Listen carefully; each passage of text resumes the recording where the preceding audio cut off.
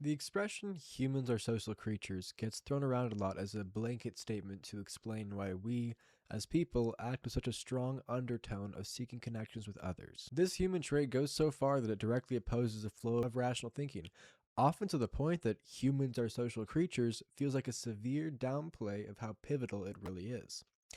Think for a second.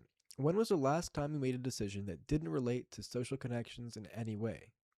Those who believe they can come up with an example are likely not fully grasping the concept. If I say, for example, I made a sandwich because I was hungry, on the surface, it might seem like a decision driven entirely by objective need, but in a true free will questioning way, almost everything I did, without even realizing it, related in some way to my relationships with those around me. Even throwing together the ingredients, I wasn't proportioning them just to satisfy myself.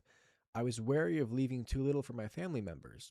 Using food they might otherwise need would put strain on their goodwill towards me. Cleaning up afterward wasn't only about maintaining a sterile environment, it was also because I didn't want to taint the image of myself that I'd worked so hard to maintain. It's hard to think of any action that is entirely devoid of social deliberation. Why is that? Many people criticize the innate desire to please others as making us less efficient.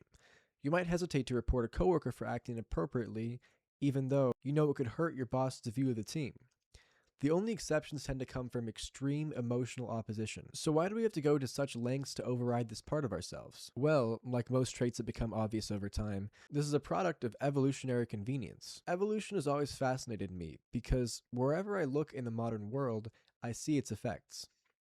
Walking down a busy neighborhood street, you see humanity's evolutionary desire for unity through conformity in well maintained lawns, or our attempts to keep up with a rapidly expanding world through automobiles to take us greater distances. Even more interesting, you can see how these traits brought us together as communities by looking at those who don't conform. If you walk past a house that's scarcely maintained, the owner might save time by doing only the bare minimum, making them more efficient in one sense, but they'll likely be ousted from social groups as the odd one. In a mentality I believe is righteous, some might call this cruel, forcing people into boxes and stripping them of their individuality just for diminishing returns of social contact. Yet these same critics can rarely help but remain cogs in the machine themselves. You can see how incredibly powerful this desire to belong truly is. In the early days, there was little more important than being part of a community, sharing food and fire to survive harsh seasons in an undeveloped world. This isn't unique to humans, nearly every species of animals does it too. Community doesn't just provide material survival, it gives the individual something to live for. This is best exemplified by what some might see as pathetic, the ownership of pets. A pure materialist would view this relationship as a host and its leech, and nothing more.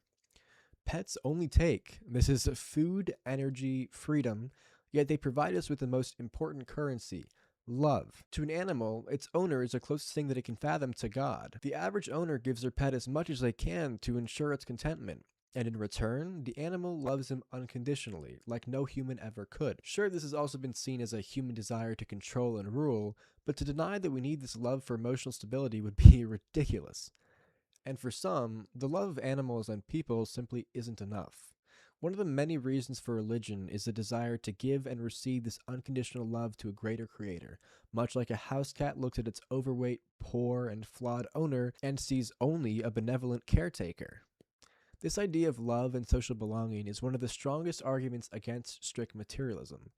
There are desires and needs in the human mind that go against objective reasoning. A.J. Ayers covers this at length in his book Language, Truth, and Logic, where he discusses cognitive meaning. Something is only provable as true or false if it can be verified through empirical and analytical means. He was one of the many famous logical positivists who considered emotions and urges cognitively meaningless because they lack verifiable, quantifiable value. But this is where many get misled.